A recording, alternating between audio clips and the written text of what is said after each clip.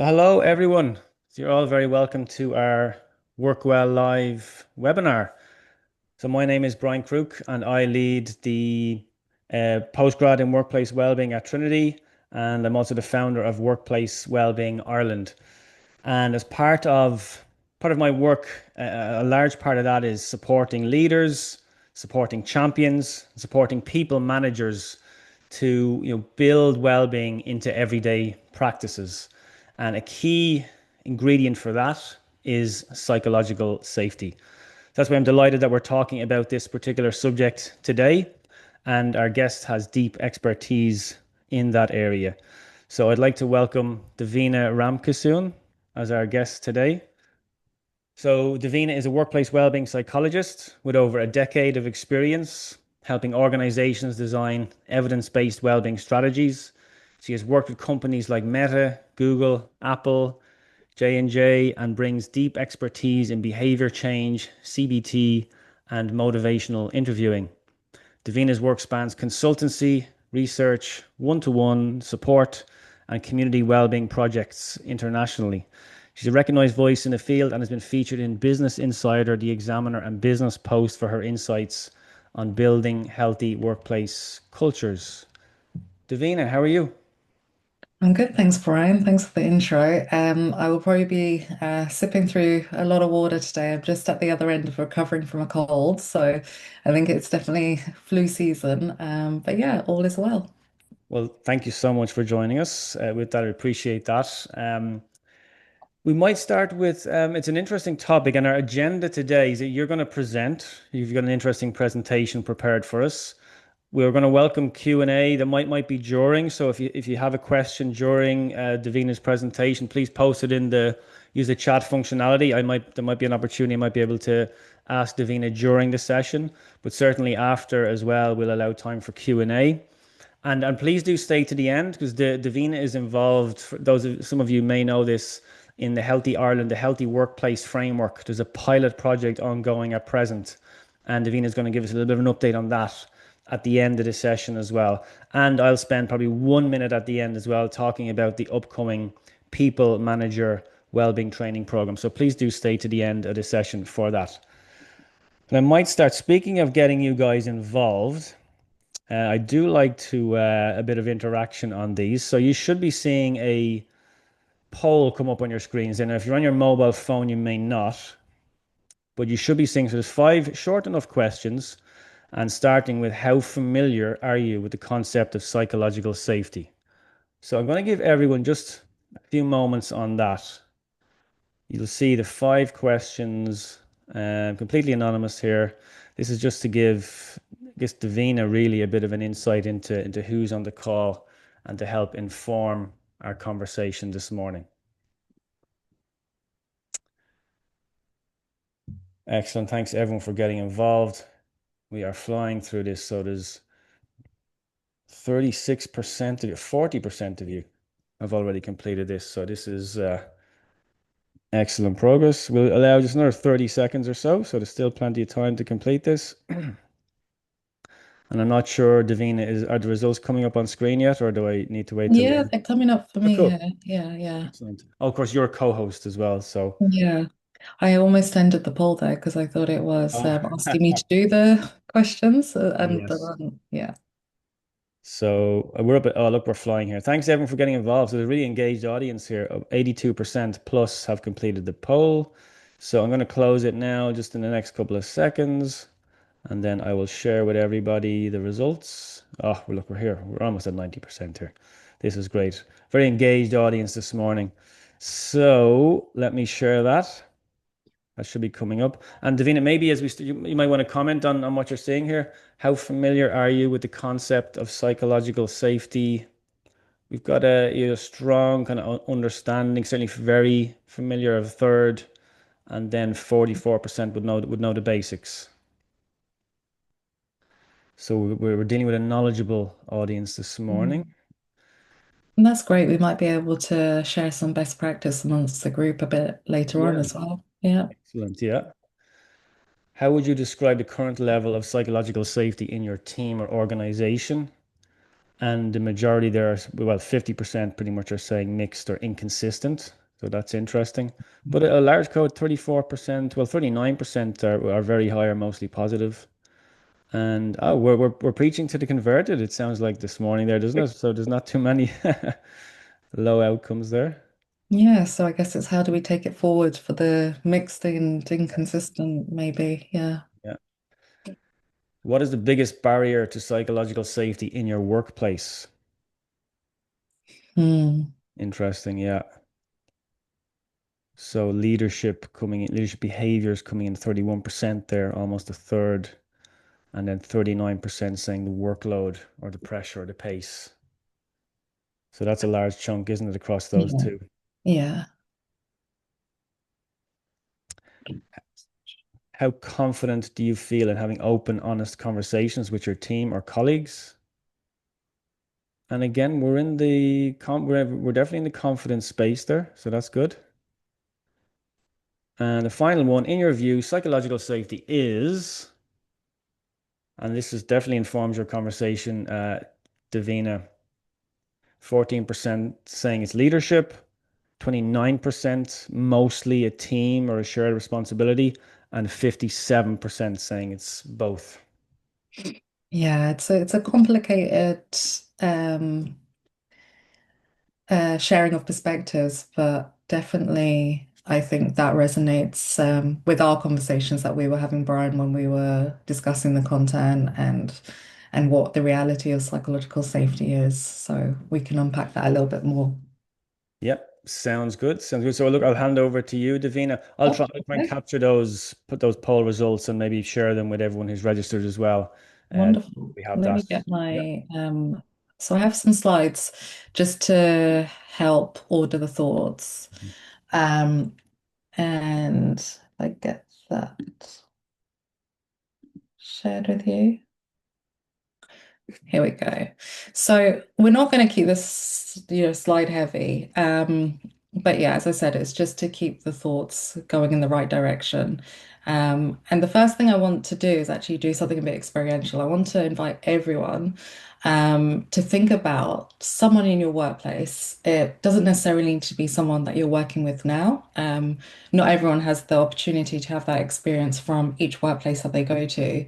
But if there is someone in your career who, whether in a leadership or a peer position, who's made you feel psychologically safe, I want to invite to ask you, what did they do, or what do they do if you're still working with them that makes you feel psychologically safe around them? And what effect does it have on you, your stress, your well-being, your performance, and how you show up at work? So I might come to you, Brian, if that's okay, and ask you those questions. Um, to the group if you want to reflect and maybe note a few things down or even drop some notes in the chat, then that would be welcome. But yeah, Brian, I'm wondering, like, is there someone in your career that you can pinpoint, someone who has made you feel psychologically safe, and what did they do? What effect did they have on you? Well, I guess I'm thinking about a particular incident really. It was a manager situation and it kind of occurred to me that he kind of gave me a project that it was a level above me. It really was. Realistically, it wasn't for me. And but he gave it to me. And now my natural instinct on that was, well, look, I'm not ready for this, or I'm getting this because a couple of people have moved on from the team, have been promoted or have left, and I'm Mm, just the only one left, kind of, that was going to get this. So that was my imposter syndrome kicking in there.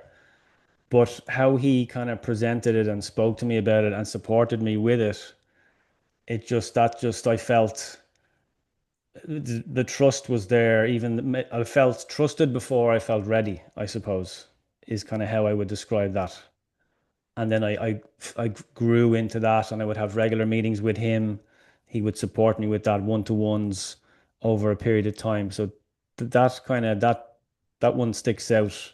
mm, Yeah, and I hope that kind of gives an idea or answers what you were kind of looking for there. definitely. It's that consistent communication. Mhm. They were showing up in a way that was new for you, and you were building trust in what their motivations were. And I guess having those open conversations around maybe what you were feeling and what their intentions were, and just reaching this common ground. That be fair to say? Yes, Yeah. absolutely. Excellent. So I think that's important to think through because a lot of psychological safety can be felt intuitively. We know it when we're working with someone that we can, say, hey, I'm not sure about this. Like, what would your take on it be? Or there's been a mistake made. How do we address it? And being able to have openness and vulnerability and to, yeah, talk about the things that might not be so clean and safe to talk about. So I then think, well, if we're thinking about someone who doesn't give you psychological safety, this is also a nice little marker of information as to what psychological safety means for you in the workplace. I can share from my own experience where I haven't been in a psychologically safe team. It really felt like a sense of second guessing, which took up a lot of time and energy because you're wondering, how do I relay this message? Do I relay this message? Is an email better? Well, what if they read the tone on the email to be something that it isn't? All of these things go through your mind when, well, for me anyways, and some of the literature definitely supports that element of second guessing yourself and the work that you're doing and how you reach out for support, how you communicate. So I just want to, yeah, I just wanted to invite everyone to have that internal reflection, whether you are a leader now or you're a part of a team. And whether you've had those experiences in leadership or as an individual contributor or a team player, it might be nice to reflect on how you had those experiences within your career and see what we could potentially take from that, and how we might use those little nuggets of information for your own team's performance and well-being. So yeah, continue to drop things into the chat as they come up. It might be nice to kind of reflect on what the shared experience has been. So today we're going to keep it quite light. Of course, I'm going to go through the definition of psychological safety, some of the literature by Amy Edmondson. We'll do a section then on state of the workplace, some of the data from Gallup and why and how psychological safety may or may not be showing up in our workplaces right now. We'll then look at some of the complexities with communication, because communication has very good models of how to communicate, how to interact with others. But we're complex beings. Let's put that right at the front and center of the stage. And we bring to work our history, everything that we've lived through, everything that we've thrived through, everything that we've survived and coped through.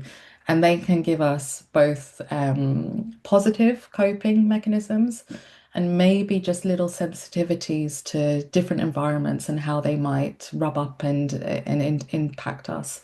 So it's just important that we're aware of that. And this links in nicely then to the nervous system. A lot of the times we think of, and especially in when we're looking at particular frameworks or concepts, we might look at them or try to look at them in isolation. But actually, we don't work in an environment where we can only focus on one thing. We're usually juggling huge amount of demands with maybe not so many resources. And so this is why I want to bring in the role of the nervous system. We're not going to turn it into a biology lesson, but just to kind of try and connect psychological safety to what happens internally within ourselves. And then we're going to wrap it up and think about how we might make a change if we're at that point where we want to consider how we might bring some of this work with us. So I hope that all sounds okay. We're going to start off now with psychological safety. So, what I think is really interesting about psychological safety is that Amy Edmondson's seminal paper that was written in 1999, which was 26 years ago. So, this concept is not new, but it might have become a bit of a buzzword in terms of the workplace or workplace well-being or things that we might be looking to impact and bring into our workplaces. So. Um, it was also usually, as I mentioned, spoken in isolation, but it does influence outcomes related to well-being, engagement, diversity, equity, inclusion, belonging, and of course, individual functioning. So we want to try and build a fuller picture of what psychological safety can be within that wider context. And from Amy Edmondson's work, she says it's a set of behaviors. So that's the first thing we need to recognize, it's behavior that contributes to how we show up in work and what that workplace environment and climate looks like and how it enables us to share ideas, ask questions, give and receive feedback, admit and own mistakes, and ask for help. That all sounds quite simple, quite easy, I think. But this key part, it's without the fear of repercussion. So we need to be able to do these things when we're in a team or a working environment where we have high psychological safety, where we can share ideas, we can ask questions, we can give and receive feedback. And that happens. Usually we see that happening at leadership level or managerial level where the feedback kind of is one way. But actually, in a psychological safe team, we want to be able to do that two ways. So a peer should be able to come to a manager and say where there might be an issue, where there might be feedback on a product or service, and how we might need to change it, and just have really honest, open conversations. So I think that's the one thing to recognize for people who said on the polls that it's a bit mixed. It might be thinking about how that fear, if there is fear, how that fear might be playing out in your own work, in your own performance, and how it might be kind of shrinking you. Because if you are feeling fearful, to contribute as fully as your skills, your experience, and knowledge, in a way that enables your team or your organization to excel, then that's something that we really want to kind of move away from. We want to be able to get those things out of you. So it's just something to reflect on there in terms of how psychological safety might have a bit of a barrier in your own work and in your workplaces. If you were one of those people who filled out the poll and said, it's kind of mixed or it's not consistent across the board. So, kind of getting to the bigger scale picture, why should we even care about psychological safety in the first place? Um, Organizational interventions, from my perspective and my expertise in workplace wellbeing, they're designed to improve the well-being of our teams. So, a lot of the interventions that are designed might actually hinge on us having psychological safety to begin with. For example, how do we expect someone to disclose a health or mental health condition if they can't even say to their manager, "Hey, there's been something that's gone wrong here on this product or workflow. Can we talk about it?"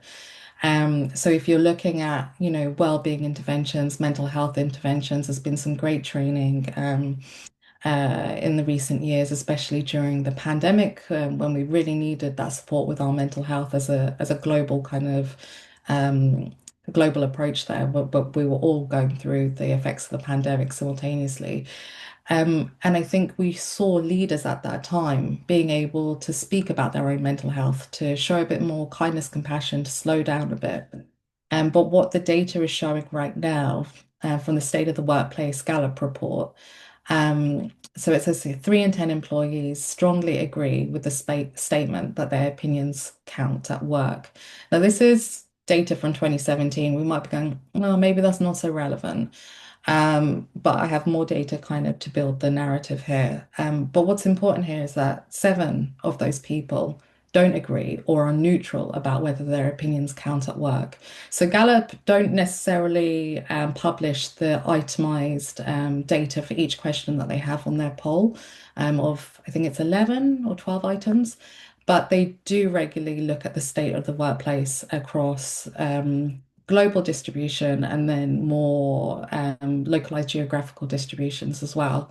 So it might be interesting to kind of pick up that report and just have a look at what's happening within the EU, Ireland, UK, and see what might be happening. Um, Second piece of data here, so the Human Workplace Index. So we're getting a bit closer to the present date. This is 2023 data and it was published in Ireland. It was completed on a sample of 1,000 employees.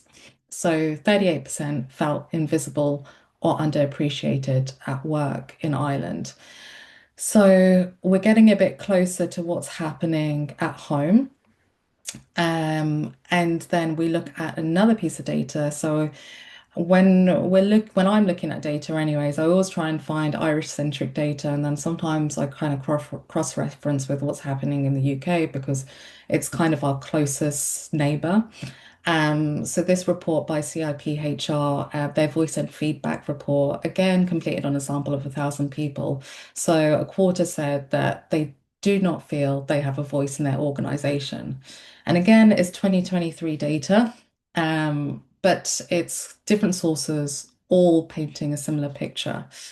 And the impact of this is so important because the findings show a link between feeling voiceless and lower job engagement, lower job enjoyment, lower engagement, and increased intent to leave.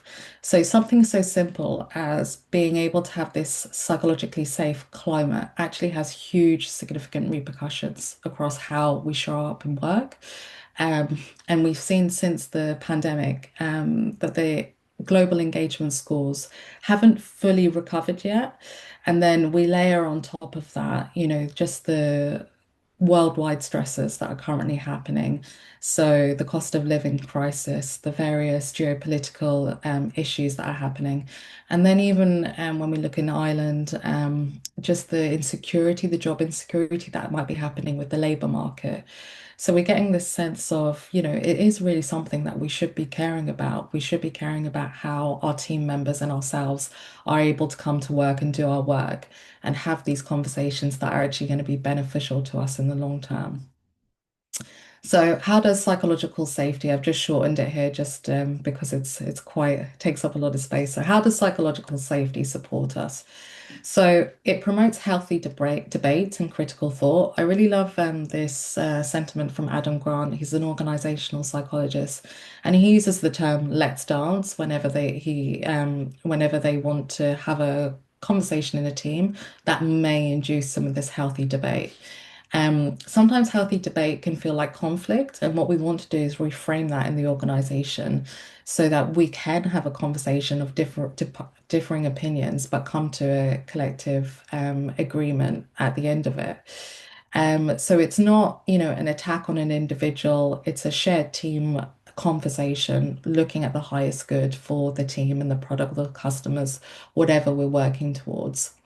It might mean that we have to go a bit slower through this process when we are using psychological safety in the beginning, if we haven't had it in our team to begin with. But it could be really worthwhile to us going a bit slower. I know in Meta, they have that motto, move fast and break things. But that can be a double-edged sword dependent on the industry that you're working and the type of jobs that you have. And then secondly, it's this operational excellence and innovation. So there was this project done in Google, Project Aristotle, I believe it's called, and it demonstrated that within over 180 teams, psychological safety predicted team performance. So what the research that Amy Edmondson found was that high performing teams had a higher record of mistakes. So it wasn't the finding that she was necessarily looking for, but what happened in that process is that high performing teams would surface those mistakes. So that can help feed into your operational excellence and your ability to innovate faster. We also know that psychological safety increases accountability, and psychological safety and the behaviors and accountability definitely do go hand in hand. So we do need to think about how we show up to work and own our mistakes, but also how that is filtered up and down through the organization. I don't think it's possible to have psychological safety without that accountability piece in place either. But it definitely then increases our opportunity to speak up, and as I mentioned, then our team effectiveness. And this really interesting one, so it mitigates against failure, mistakes, and accidents. So my qualitative observation from the work that I've done is that organizations with a safety culture, so for example, manufacturing, construction, for example, psychological safety actually means saving lives. So when you're working with machinery, for example, one of the mottos in one of the manufacturing organizations that I've consulted with, one of their mottos was, let's get everyone home safe to their families. And that really reframes how we do work and how we think about mistakes. It's not something that we should feel worried about getting into trouble for doing something or taking a risk and it hasn't gone well. We're really thinking about how my action is going to have a repercussion on another team member. And I really like that reframing. I know it's not maybe relevant to everyone who doesn't necessarily work in a cult in an organization where safety may play such a big part in how the organization runs. But it might be thinking about how that might mitigate stress and burnout and chronic stress in your team. So it might be interesting to reframe it in a different perspective based on the work that you do. Um, so what it isn't, it's not agreeableness, it's not having every idea that you may raise welcomed. When we think about feedback, it's not about being rude, hurtful, or condescending. It's not necessarily just trusting someone either. But it's definitely not a personality trait, so it is a skill. And this is the beauty of psychological safety because we can grow this skill, and we can have it then proliferate through our team. And I have to say as well, just coming from my expertise of working in workplace wellbeing for over a decade now, I know we go through trends in workplace wellbeing, and I know organizations and the media can be quick to kind of make these trends the center of workplace well-being. And I'm definitely not positioning psychological safety as a panacea where it's gonna solve everything if you have it in your team. But it's an element. It's a element of how we create healthy workplaces. And as we saw from a previous slide, it really does engage with other elements of or concepts that facilitate and support workplace well-being. So just wanted to place that front and center as well as we talk about this. So communication. I think realistically, we've all experienced by now how complex communication can be, the impact of words, and how they impact us. So, but we also know as well, our words are not the whole part of the communication or what we want to say. So, body language, this will not be new to anyone here. Body language, facial expression, our tone of voice, just posing this question to you now, like Brian, how much of our communication is nonverbal, do you reckon? Oh, I've heard this a number of times and I can never remember the answer, but it is a large percentage is nonverbal. I'm pretty clear. Yeah, Yeah. yeah. Yeah, so I would say forget the percentage Okay. because we know it intuitively. Yeah. If we come to work and we're not feeling ourselves, someone comes up to our desk if you're in the office and you may, already have your headphones in. You're already signaling to people like I'm doing work or maybe don't disrupt me. Or, we may not, be going to have lunch in the canteen, or if we are, our body language may be signaling something different. So body language, it plays a significant part of the communication. It plays a major role in conveying emotion, attitude, and, our interpersonal intent of how we want to interact with someone.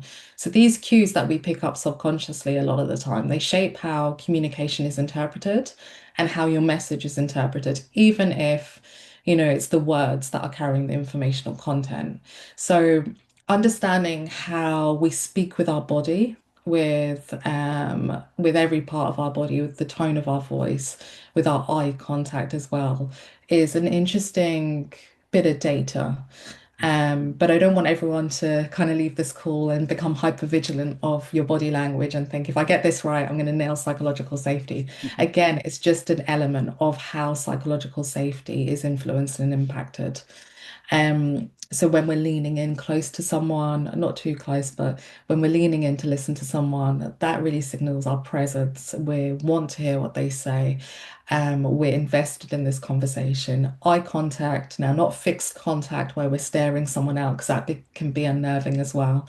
But we're listening with our eyes and we're not multitasking. Multitasking can really, really damage that the psychological safety because we're showing, we're busy, we're doing something else, we're trying to work fast, or we're not interested in what you're saying. So there's so many reasons why we multitask, but it's important that, we vocalize why we're doing this, why we are multitasking if we need to.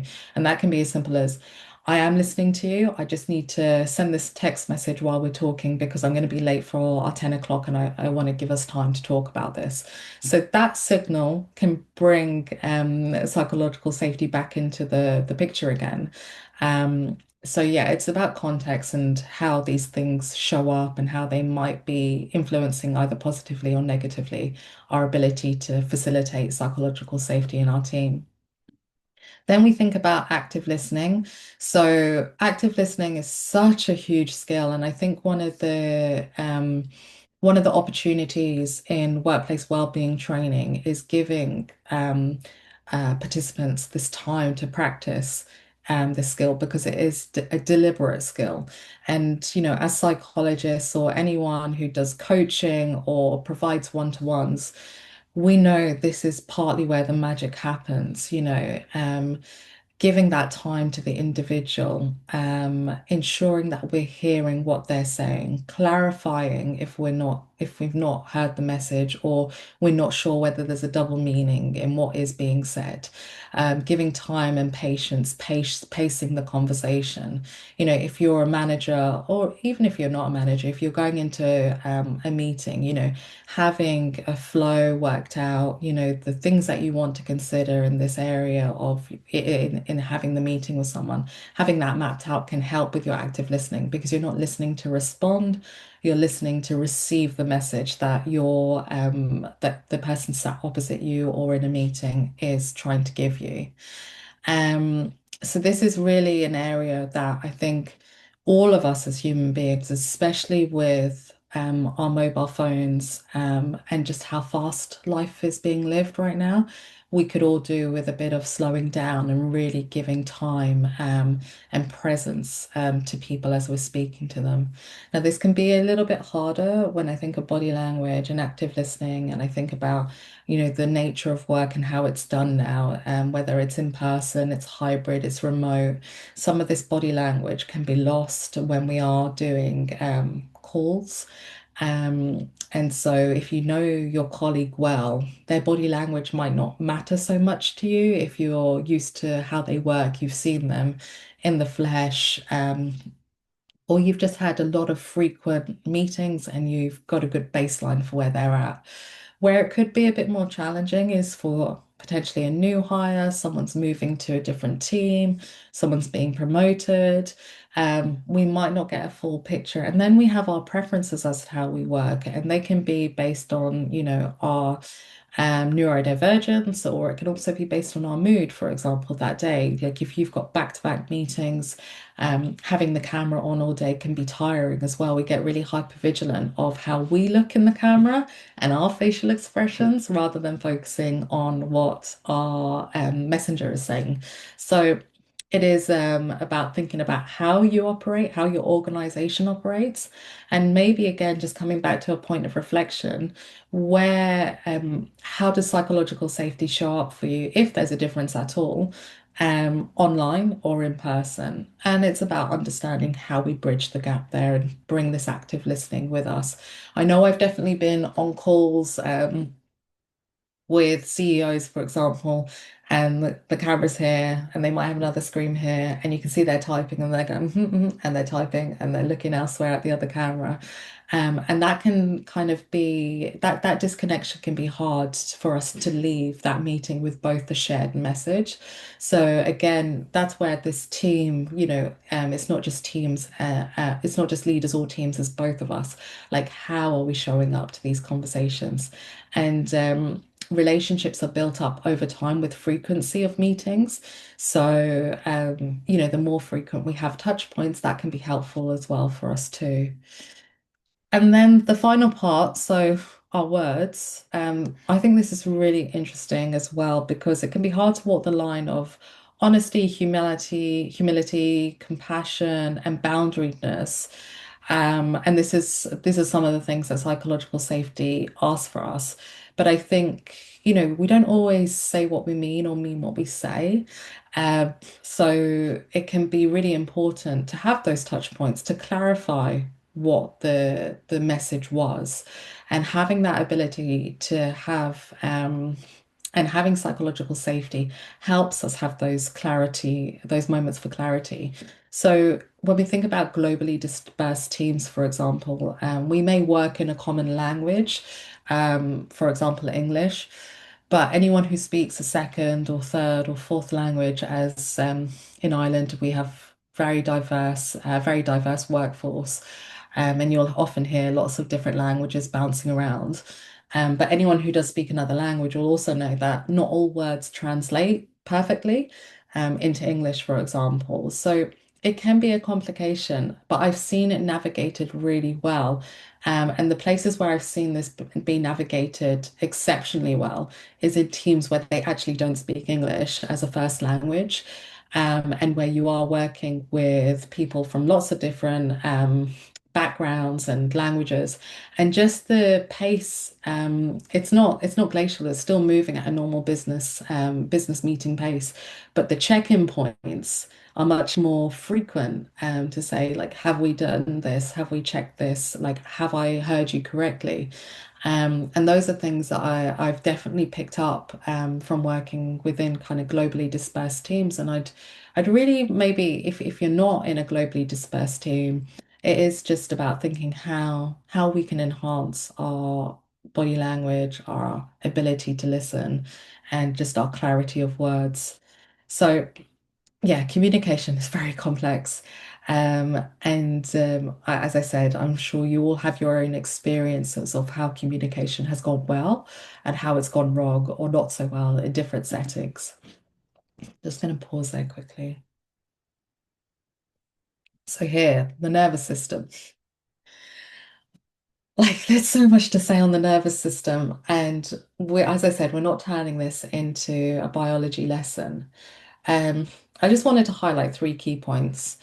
Um, so the first one is about how the system is set up. So within the nervous system, which has many different branches, you've probably heard of the autonomic nervous system, or the ANS, as it's commonly referred to. And I know everyone will know these two bits. So we have two main branches of the ANS. The first that we'll talk about is the sympathetic, and the fight or flight is how it's commonly referred to as. And then the second that I have here is the parasympathetic, and rest and digest is how we commonly think about that part of the nervous system. So the sympathetic branch is quick to activate, and it happens when we perceive there is a threat in our environment. So it keeps us safe, it keeps us well, or that's its intent, anyways. It can be activated at the smallest of things, and even if we are going through a period of high stress, it can be quicker to activate.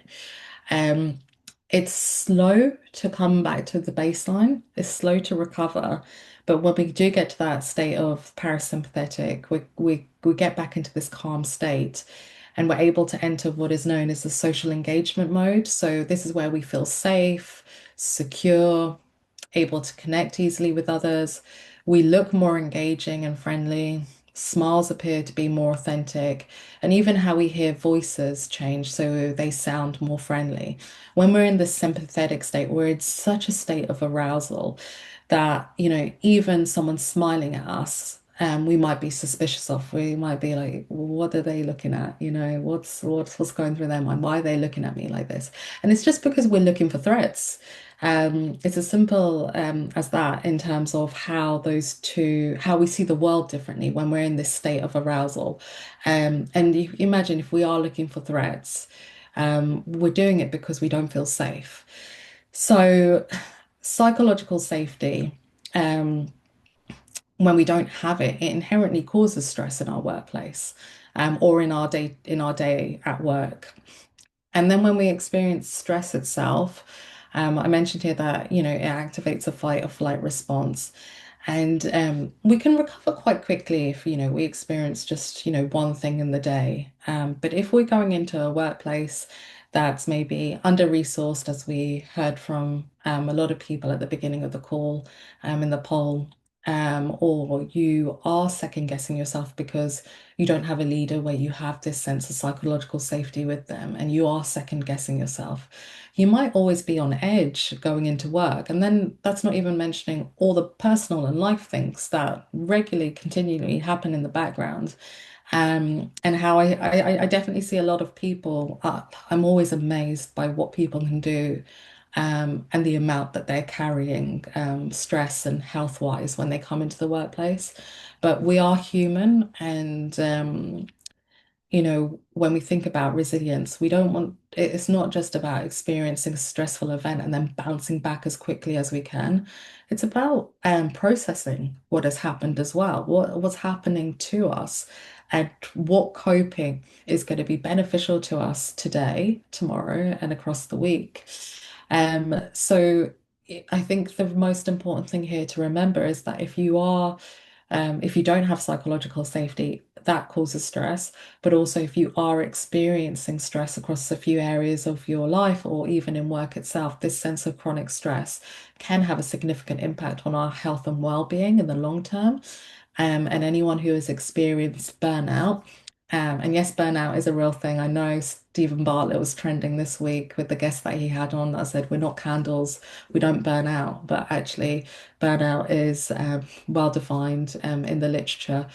Um, and if anyone who has experienced burnout knows that it's not just a weekend or a holiday and then we recover, it can take for some people, a year, up to a year to recover. Um, and I think this stress is an opportunity in the workplace, for the reason being that a lot of people will more readily say when they are stressed rather than when they're feeling anxious or depressed. And can be a vulnerability pathway to poor mental health outcomes. So I think if we're hearing ourselves say that we're stressed, or we're hearing colleagues say that we're stressed, it might be nice to kind of have time for that conversation and see what we can do to support each other as a peer or from a leader management perspective. And then lastly, co-regulation. So when we feel safe, this is reflected in our face and body language. We have a greater capacity for presence, and this is passed on to others. So um, again, coming back to the examples right at the beginning, for anyone who has been in a work environment where they haven't felt psychologically safe, I think about it. I think about it when a leader may walk into the room and the conversation or the energy or the kind of openness in that room, like the energy in that room changes and shifts. We, as human beings, we co-regulate, and this is learned in childhood, where, a baby, a toddler, they get that from their parents or their primary caregivers. So it is something that we do together, and it's really important to understand how our behaviors, whether at home or in the workplace, influence the feelings of other people around us. Um, so as this point of co-regulation, we are 100% allowed to not feel well. We're 100% allowed to experience ill mental health and to experience stress. We're not asking anyone to not feel those things and to just skim over it and feel well because, how I show up in work impacts others. But it's about having honesty around how work or events are impacting you. Um, and I know, people might be thinking, well, I don't want to bring all of this to work, but it's just about congruency in what you're saying and feeling and what people are picking up and on how you might be behaving. So it might just be that one line of, this has been a stressful day. Um, I am listening, but maybe we can have a quick chat here and then we'll have pick it up later in the week. Or just saying you're not feeling your best if you are able to do that in a team where you have psychological safety. Um, but it is important to recognize, psychological safety is a set of behaviors, as I said at the beginning, but it has an implication and impact on how we show up and how our nervous system is definitely impacted. And this can also be impacted, as I said earlier, based on other things that we've experienced in life. So I hope we get a fuller picture based on, what's happening in the broader kind of world as well, like the geopolitical events that I mentioned earlier, the potential for job insecurity. I know um, there's been a lot of headlines around redundancies in the Irish job market, and that can obviously impact how we show up and work, how much risk we take when we think about highlighting a problem, or how might alter our behaviors. Then thinking about us as human beings, understanding how much stress we're carrying, how we're coping, whether we need to change some of those coping behaviors, recognizing where our triggers might be and thinking about how we can maybe just give people a bit of a sense of what's happening without potentially oversharing, if that's not, if we're not in a peer-to-peer relationship where we can be, as candid as we normally would be. For example, if you're leading a team and you just need to let them know that a project is lagging and it's causing stress elsewhere in the organization and is impacting your workload, um, tailoring these things just to give voice to what's happening, so that we can build the congruency between what someone is saying and how they're behaving. And then just lastly, this sense of thinking about making a change, whether you're in a leadership position where you really get to have real hands-on influence over how the culture is shaped. Think about, maybe what culture are you aiming for? What behaviors are helping or hindering the development of a psychological safe culture? And just as well, just to know as well, from an organizational perspective, you can have teams within the organization that have higher and lower levels of psychological safety. It doesn't necessarily mean that you have a blanket approach in the organization, especially if this isn't something that has been set as a target or goal. So you might have leaders who do it better, teams that do it better for each other as well, compared to other leaders. And as I'm saying this, I'm sure people are kind of picturing teams where they know it's working well and teams in their organization where it could be improved. Um, One of the good things, if you are in an organization that has like a global or a national kind of employee engagement survey, then you could look at drilling down into your psychological safety and looking at it a little bit more systematically around how this might be feeding into your perceptions around leadership, role modeling, and peer-to-peer support. And thinking about where you might prioritize time, people, budget, and investment. Then, if you are a leader and you're on this call and you're listening in, I would say, we can't necessarily do this on the call here, but it's about developing those active listening skills. If you go on a course, think about how you put this into practice. We in psychology, we usually have to sit around and role play a lot. And that's one of the ways that we drill into ourselves this role of active listening. And we might have someone who gives us feedback on how they perceive that we've done. We debrief on how we felt the role play went. And then this can just give us a broader sense of awareness of how we're showing up and how we're being perceived. So really think about, yeah, how do I develop these active listening skills, versus just acquiring knowledge. And we really want leaders to have the capability and confidence to show up in a way that feels authentic, but also offers the psychological safety to their team. One of the bits in the literature, which I think is actually really interesting as well as a takeaway, Amy Edmondson mentions this, is thinking about how often your team come to you as a leader and say, there's something that's gone wrong here. How often are they surfacing mistakes to you? And what she found was in the research was that leaders who maybe don't get mistakes surface to them regularly, there might be a lower level of psychological safety within their team. Or you could just be high performing and everything's going great and your team are on it. But just think about that sense of, well, how often are we innovating? Are people saying, let's make this better, or this isn't working and we can improve it in this way?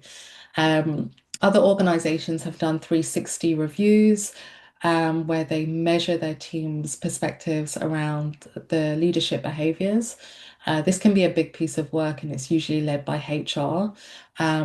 But if you are thinking about improvements that you can make to your work, then it might be about inclusion as well across the different working environments that you're a part of and the different role types that you manage as well within your team. So, am I looking after just a fully remote team? Are my team hybrid? How do I support the inclusion of everyone and get comments, feedbacks from everyone? It doesn't mean that in every meeting you have to have feedback from every person, but you might be looking at, well, I know this person's usually quite vocal. How do I pull in another perspective, another person? How do I ensure that people who don't want to speak up in front of in team meetings still have an avenue to feed into the conversation? That might be through chat, through email, through polls, as Brian used this morning. It might be just looking around what technology is available, how we use that to feed that inclusion. And then there's that sense, the kickback of, well, my opinion actually does count. My leader's gone out of their way to ensure that I can feed back into this project. So just thinking about it from that perspective. And always just bringing it back to basics as well. Have you named this as a priority in your team? Have you said to them, right, one of the goals that I think would be really good for our team to focus on is this development of psychological safety. What does this mean to us? And maybe doing a workshop internally, just thinking around what the term means, how we bring it up and how we bring it to life, how we hold ourselves accountable and what behaviors we're looking for when we're thinking about psychological safety. I heard someone speak the other day, and they were saying within the performance review, um, they actually, I think they had a decency metric, and it was like, well, how much have you fed into the team and team dynamics? How much have you helped out? So it was still about understanding your own personal KPIs, but also understanding about how your KPIs as a team member also influence the performance of the team and therefore the business. And then peers. So if you're a peer, if you don't have managerial responsibility, if you're an individual contributor, just thinking about who you feel psychologically safe within your team, thinking about your own stress, and that applies to everyone on the call, how we might need to slow down our self-criticism, soften expectations of yourself, delay responding to emails that may feel heated, so that we don't damage relationships as well. And give others the benefit of the doubt. If you're not getting a response from someone, it might just be that sense of maybe they're at capacity. And we definitely saw that at the top of the call with resources being a barrier to that development of psychological safety. So allow some time for self-soothing for yourself, but definitely be clear in where your boundaries sit. And that can be a really hard one. For some of us, it's a challenge of a lifetime. Setting boundaries, moving away from people pleasing. All of these things can really help us when it comes to how we show up in a team and how we contribute. And coming back to the definition, sharing feedback, sharing opinions, sharing ideas without this fear of repercussion. So Excellent. that's it there. I usually have my details there, but my website's under redesign. So yeah, it's been lovely. I'm gonna stop sharing now. And Brian, you've had an eye on the chat, haven't I you? have. I have. Yeah. I know, just maybe in the interest of time, there are a few questions coming in, and there's some great advice, I guess, as well, Oh, some comments wonderful. and shared experiences there as well. So I might try and capture Yeah, those as let's do that. well for after that, and maybe just given the time, I might bring the questions to yourself afterwards if you have something. There's only a few of them in there maybe, and we might include them in a resource email that goes out. I just have one question before maybe we chat briefly about the Healthy Ireland piece. Mm, That's around your thought, and there's so much value in that presentation there. What are your thoughts, or have you encountered an a work environment that had what you might call a best practice balance between, let's say, policy and behavior? Because we spoke before this, didn't we? I haven't encountered there's no such thing really, or I haven't seen it as a psychologically safe work policy. Now there will Mm. be supporting policies that will create work towards creating an environment, but it is that balance with behaviors and maybe the education and training that support those behaviors then as well. Have you encountered something like that that you might say is best practice? So, yeah, really interesting because I think anyone who's on the call from a HR role background will say we've got policies and policies and policies. And we're seeing, rightly so, more push for health and wellbeing policies to set the behaviors, the expected standard of behaviors when it comes to supporting health and wellbeing in an organization. So I haven't seen a specific policy for psychological safety. What I saw um, during the pandemic, and it was because we needed it across a lot of organizations, was almost like a resetting of how we interact with one another. So there were communication guides for how we use Slack, how we prep our meetings. So like there were agendas put in the meeting invites. Thinking about sending pre-reads to people. Now, it might not sound like that supports psychological safety, but those behaviors helped individuals know what they were going into for each meeting and what was expected of them, what was the remit of the work that we're doing in those sections, and then putting boundaries around how we connect with each other and respond. So, I can send you a Slack. But if you haven't responded after 2 minutes, like don't pick up the phone and call me unless it's urgent. Slack is, not for that purpose. And it's thinking about how we give people time, because people do their best work. Um, when they're in this sweet spot of arousal. So we don't want to be bombarding people either with email, ping, call. So I'd say it's more around the behaviors that are present across the culture and a resetting of those. And that usually happens when an organization, from my perspective, my experience, from my experiential observation, is that resetting happens when we're working on something bigger around well-being.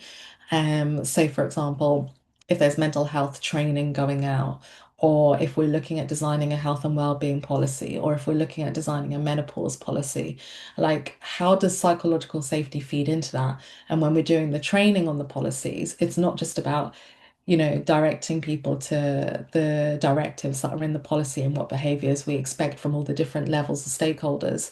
It's more around going, do we have the skills first? Do we have the environment first for that policy to be effective?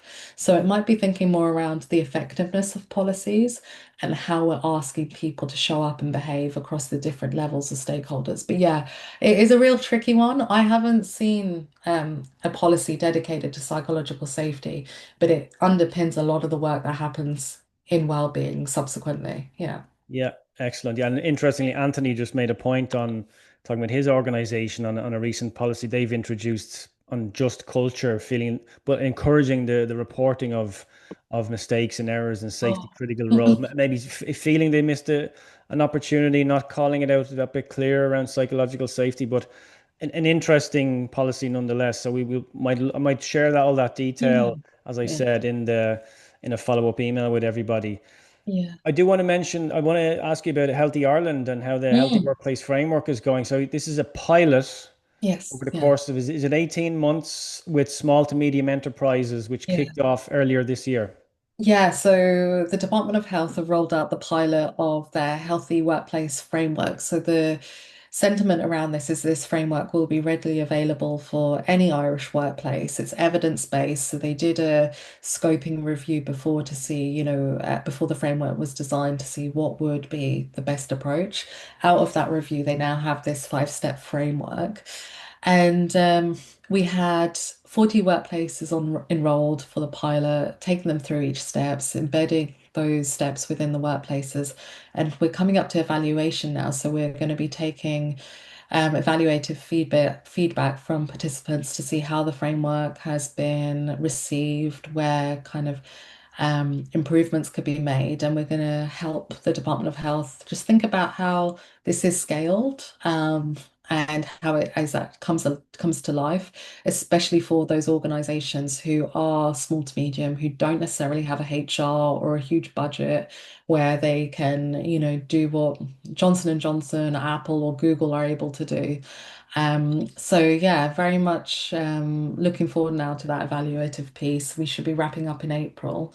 And if anyone wants any more information, I will get the website and I'll just drop it into the chat here so people can have a look at the resources because they're all available Yeah. on the website. Healthyworkplace.ie, isn't it, if I'm not mistaken? Yeah. Yeah, there you go, Brian. Yeah. And isn't it, so this is effectively, there will be a form of, call it certification or accreditation for these Yes. organizations, which I think is really valuable because currently, well, I'm a fan of the current accreditations that are out there. They are quite, they're quite expensive. And so they're probably the only really for those larger organizations. So this Yeah. is maybe leveling the playing field a little bit. This is an opportunity for those small to medium enterprises that mightn't have the budget, if you like, for Yeah. this. So it'll be really interesting to hear how this first pilot goes, if you like. Oh, definitely. Okay, so I know a lot of people jumping off on a to another webinar actually, which is happening, which sounds really interesting also. So I just very briefly want to finish out. I mentioned at the very beginning that psychological safety it's an ingredient, or as Davina said, it's an element of a lot of the work that I would do. So I ran a large survey with my audience earlier in the year. They came back telling me that the cohort that needed, I guess, a focus on wellbeing training the most was people managers. So delighted to be able to share this. And I think a number of people who've already signed up are on the call today. So this is happening next month, in maybe even 12 days' time. I think we're kicking off. Here's some of the details on the training. There's the modules. You'll see psychological. I'm being joined by my intern here. So just one moment here, this fella doesn't know about psychological safety yet, does he? But he's getting there. He's getting there. So this is Tig, and he's in his Christmas outfit already. So Tig, he won't be joining me now for this particular training, but there's some of the modules, some of the themes there that were effectively sourced by the audience again, highlighting their challenges. There's some of the details. There's the dates. If you like more on this, I'll pop a link into the email that we'll send out to everybody. Davina, Mm. thank you so much for your time.